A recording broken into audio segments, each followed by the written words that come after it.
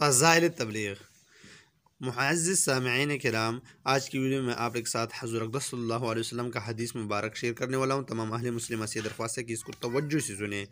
حضور صلی اللہ علیہ وسلم سے یہ بھی نقل کیا گیا ہے کہ کلمہ توحید لا الہ الا اللہ محمد رسول اللہ کہنے والے کو ہمیشہ نفع دیتا ہے اور اس سے عذاب و بلا کو دفع کرتا ہے جب تک کہ اس کے حقوق سے بے پرواہی اور استخفاف نہ کیا جائے۔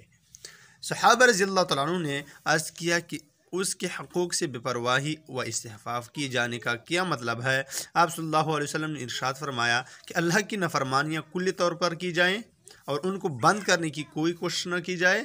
اب آپ ہی ذرا انصاف سے فرمائیں کہ اس زمانے میں اللہ تعالیٰ کی نافرمانیوں کی کوئی انتہا، کوئی حد ہے، اور اس کے روکنے یا بند کرنے کی یا کم از کم تقلیل کی کوئی سعی، کوئی کوشش ہے؟ ہرگز نہیں۔ ایسے خطرناک ماحول میں مسلمانوں کا عالم میں موجود ہونا ہی اللہ تعالیٰ کا حقیقی انعام ہے، ورنہ ہم نے اپنی بربادی کے لیے کیا کچھ اسباب نہیں پیدا کر لیے۔ وآخر دعوانا الحمدللہ رب العالمین۔